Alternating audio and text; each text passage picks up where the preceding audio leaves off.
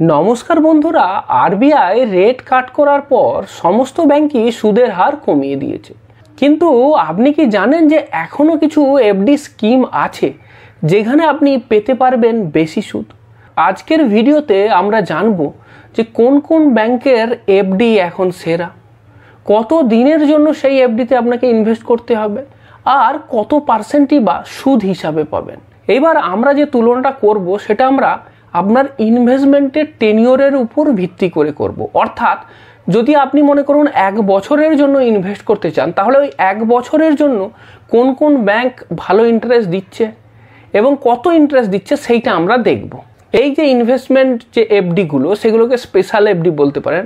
তো এই স্পেশাল টেনিওরের যে এফডিগুলো আছে সেইগুলোতে কিন্তু ভালো রিটার্ন পাওয়া যায়। প্রথমে আসি ন্যাশনালাইজড যে ব্যাংকগুলো আছে তাদের ক্ষেত্রে।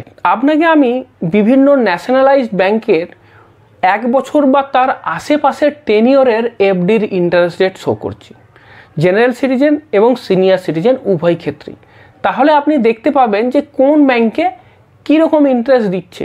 আপনার যে ব্যাংকে অ্যাকাউন্ট আছে সেই ব্যাংকের সবথেকে ভালো এফডির রেট কত হবে এই টেনিওরের জন্য সেটাও দেখে নিন। আমি আপনাকে যে লিস্টটা শো করছি, এই লিস্টে আমি দেখতে পাচ্ছি যে Indian bank, Indian overseas bank আর ব্যাংক অফ মহারাষ্ট্র, এই 3টে ব্যাংক কিন্তু শর্ট টেনিওরের জন্য এফডিতে সবথেকে বেশি ইন্টারেস্ট দিচ্ছে। এক্ষেত্রে একটা কথা বলে রাখি যে আপনার যে ব্যাংকে অ্যাকাউন্ট আছে সেই ব্যাংক আর যে ব্যাংকে সবথেকে বেশি ইন্টারেস্ট দিচ্ছে, দেখুন বিশেষ কিছুই তফাৎ নেই, 0.1-0.2% তফাৎ। টেনিওরটাও কম, 1 বছর বা তার থেকে একটু বেশি।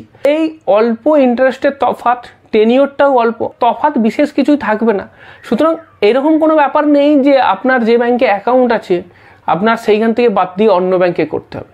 এফডি সবাইকেই করতে হবে, কারণ ফিক্সড ডিপোজিটেতে কিছু এমার্জেন্সির টাকা রেখে দেওয়া ভালো এবং সেটা শর্ট টেনিওরের জন্যই রাখতে হয়। সুতরাং আপনার যে ব্যাংকে এফডি আছে সেই ব্যাংকেতেই রাখুন। আপনাকে শুধু আমি বলে দিলাম যে আপনার ব্যাংকেতে ওই 1 বছরের টেনিওরেতে কত ইন্টারেস্ট দিচ্ছে, সেটা তো আপনি এই লিস্ট দেখে পেয়ে যাচ্ছেন।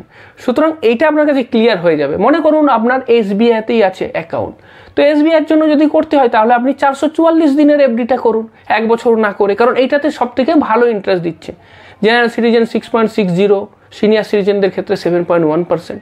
ঠিক তেমনিভাবে যদি আপনার ক্যানারা ব্যাংকে অ্যাকাউন্ট থাকে তাহলে ক্যানারা ব্যাংকের ক্ষেত্রে 444 দিনের এফডিটা করুন। এটা বোঝানোর জন্যই আপনাকে আমি পুরো লিস্টেই শো করলাম। এইবার যদি আপনাকে আমি প্রাইভেট ব্যাংকের ক্ষেত্রে শর্ট টেনিওরের এফডি, মানে ওই 1 বছর বা তার আশেপাশে 1.5 বছর ম্যাক্সিমাম, সেই টেনিওর দেখাই, সেক্ষেত্রে আমি কি দেখতে পাচ্ছি যে বড় বড় যে ব্যাংক আছে, যেমন ধরুন এইচডিএফসি ব্যাংক, আইসিআইসিআই ব্যাংক, এদের ক্ষেত্রে কিন্তু সুদের হারটা কমের দিক। বরং তুলনায় যদি আপনি এই ব্যাংকগুলো দেখেন, বন্ধন ব্যাংক বা আরবিএল ব্যাংক, ডিসিবি ব্যাংক, এরা মোটামুটি 7% ইন্টারেস্ট দিচ্ছে জেনারেল সিটিজেন, আর সিনিয়র সিটিজেনদের ক্ষেত্রে তারা দিচ্ছে কত, 7.50%। এর সাথে সাথে পোস্ট অফিসেরও দেখে নিই, কারণ পোস্ট অফিসের যদি আমি 1 বছরের এফডির ইন্টারেস্ট রেট দেখি সেইটা হচ্ছে 6.9%।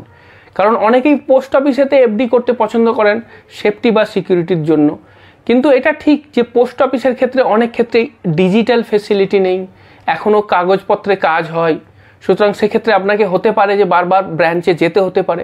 তবুও অনেকেই আছেন যারা একটু রিস্ক কম নিতে চান, বা অনেক সিনিয়র সিটিজেন আছেন যারা এখনও পোস্ট অফিসে ভরসা করেন।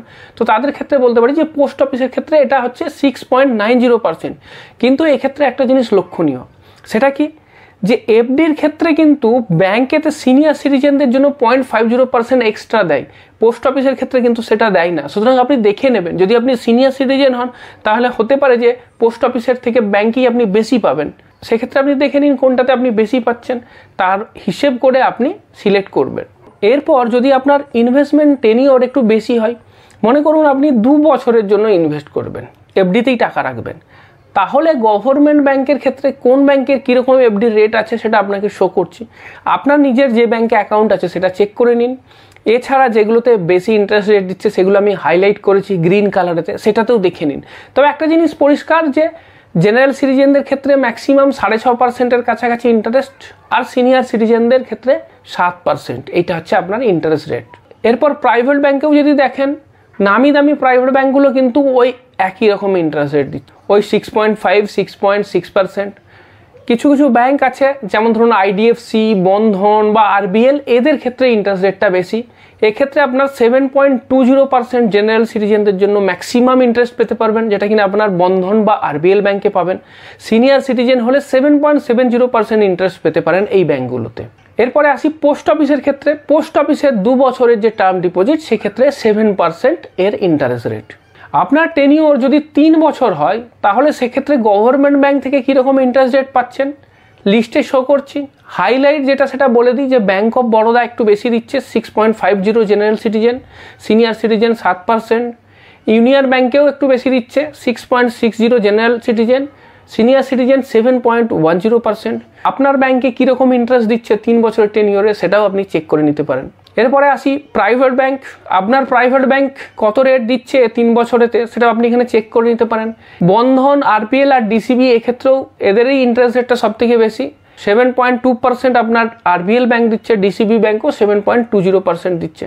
আরও কিছু প্রাইভেট ব্যাংক আছে, আমি সবগুলোর নাম এখানে আনিনি। মোটামুটি যেগুলো একদম নাম করা, যেগুলোর ব্রাঞ্চ বেশি আছে, সেই ধরনের ব্যাংকগুলো যেগুলো নাম করা এবং বেশি যাদের চল আছে, তাদেরগুলোই আমি এখানে শো করছি। এরপরে আসি পোস্ট অফিসের ক্ষেত্রে। পোস্ট অফিসের ক্ষেত্রে 3 বছরের টার্ম ডিপোজিটেতে 7.1% ইন্টারেস্ট পাওয়া যায়।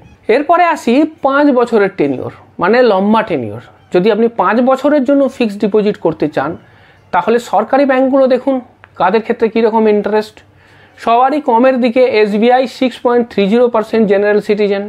এরপরে আসছে bank of Baroda 6.40, union bank 6.40। এইগুলো একটু বেশি, বাকিগুলো তো আরও কম। পুরো লিস্ট আপনাকে আমি শো করছি। এরপরে আসছে 5 বছরের টেনিওরের ক্ষেত্রে প্রাইভেট ব্যাংক। সবথেকে বেশি ইন্টারেস্ট দিচ্ছে দেখুন ডিসিবি ব্যাংক, 5 বছরে 7% ইন্টারেস্ট দিচ্ছে। সিনিয়র সিটিজেনরা পাবেন 7.50%। এবার যদি আপনি 5 বছরের টেনিওরে ফিক্সড ডিপোজিট করতে চান, তাহলে এটা বোঝা যাচ্ছে যে আপনি সেফ ইনভেস্টমেন্ট করতে চান লম্বা সময়ের জন্য। তাহলে শুধু এই এফডিগুলো নয়, আরও কিছু প্রোডাক্ট আছে যেগুলো আপনাকে আমি সাজেস্ট করতে পারি। যেমন ধরুন 5 বছরের পোস্ট অফিসে এনএসসিতে ইনভেস্ট করতে পারেন, তাদের ইন্টারেস্ট রেট ভালো, 7.70%। এছাড়া আপনি এমআইএসেতেও ইনভেস্ট করতে পারেন। সেক্ষেত্রে আপনার এমআইএসেতে পুরো টাকাটা জমা করে দেওয়ার পরে প্রতি মাসে মাসে সেখান থেকে আপনি ইন্টারেস্টও পেতে পারবেন। সেই ইন্টারেস্ট আপনার কাজে লাগতে পারে। যদি না লাগে, সেই ইন্টারেস্টটা আবার আপনি অন্য জায়গায় কোথাও ইনভেস্টও করে দিতে পারেন। তবে যদি আপনার কাজে না লাগে, তাহলে আমার এমআইএসের থেকে এনএসসি ভালো, কারণ টাকাটা তুলে নিয়ে আবার ইনভেস্ট করব, তার কোনো তো মানে নেই না। তাহলে সেক্ষেত্রে আপনি এনএসসিটাই করবেন। মাসে মাসে টাকা লাগলে এমআইএস করবেন। তাছাড়া আপনার পোস্ট অফিসের টার্ম ডিপোজিট আছে 5 বছরের, তারও ইন্টারেস্ট রেট 7.50%। তো সেটাতেও আপনি ইনভেস্ট করতে পারেন। আর যদি সিনিয়র সিটিজেন হন, তাহলে তো বেস্ট অপশান 5 বছরের জন্য আপনার সিনিয়র সিটিজেন সেভিংস স্কিম। সেক্ষেত্রে ইন্টারেস্ট রেট আরও বেশি, 8.2%। কোয়ার্টারলি আপনি ইন্টারেস্টের টাকা পেয়েও যাবেন, সেই জায়গাতে আপনি ইনভেস্ট করতে পারেন। তো এই ইনভেস্টমেন্টগুলো তো আছে। এইগুলো ছাড়াও আপনি আরবিআইয়ের বন্ডেতেও ইনভেস্ট করতে পারেন, যদিও তার ইন্টারেস্ট রেটটা ফ্লোটিং। এনএসসির যা ইন্টারেস্ট, তার থেকে এখানে বেশি ইন্টারেস্ট পাওয়া যায়। এনএসসির থেকে 0.30% এক্সট্রা ইন্টারেস্ট দেয়। তো এই আরবিআই ফ্লোটিং রেট বন্ড সম্বন্ধে যদি বিস্তারিতভাবে আপনি জানতে চান, তাহলে আপনি আমার বাঁ দিকের ভিডিওটাতে ক্লিক করুন।